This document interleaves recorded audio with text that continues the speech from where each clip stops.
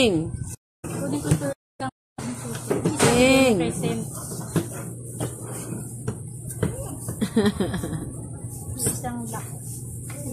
Bye-bye.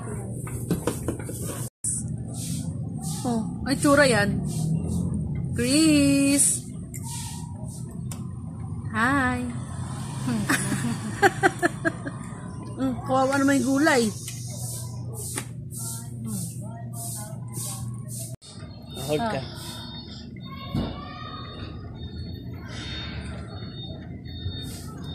Sarap?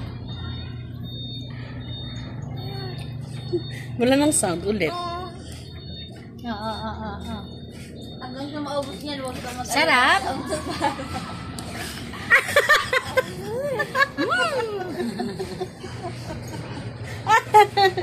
Ang galing! Ay, ulit niya.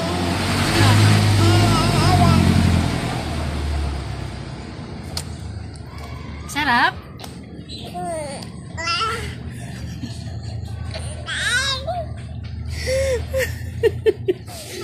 Ay, naku, Chris. Dami mo. Dito nga. Testing nga. Pinapadikit lang naman eh. Sarap? Sarap? Nagre-reklamo na eh. Oh, sarap?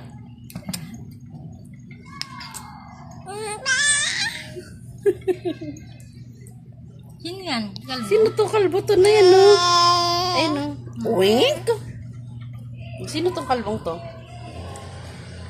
Sino yan?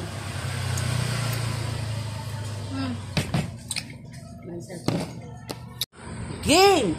How big is baby?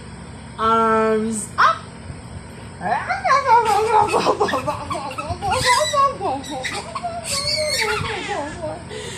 How big is Paking? Arms up!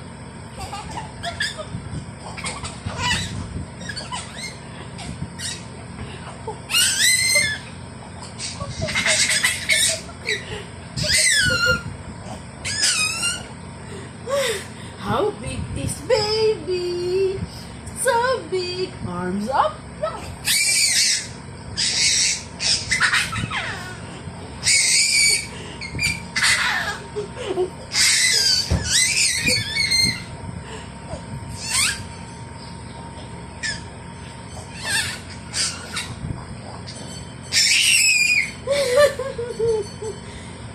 Hanggang tilig.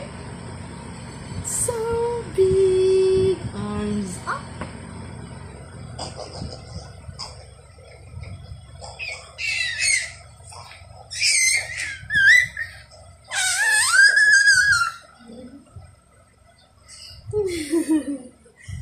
Pagod. Ano? Isa pa.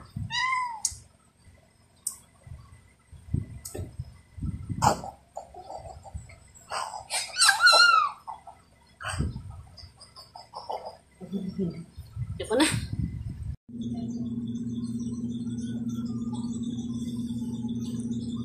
You were gaslighted into thinking so goods ka na dyan sa sagot mo.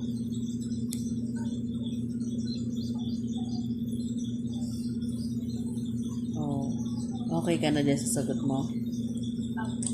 Yung sa itong sa what is the best course of action if the other person is struggling to explain something?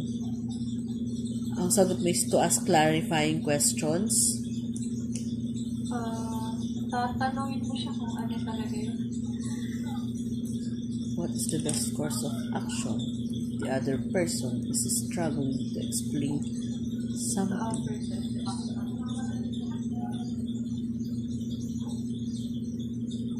Para sa akin kasi sagot ni Claudette, ang sagot ni Claudette dyan is yung number 2, to ask clarifying questions. Bakit?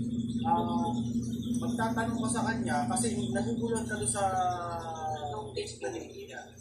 Para malinawan, parang parang yung pinag-henyo, tao ba ito? Kung hindi mo alam, diba? Tatanungin mo rin. It's up to you kung ano yung sagot mo.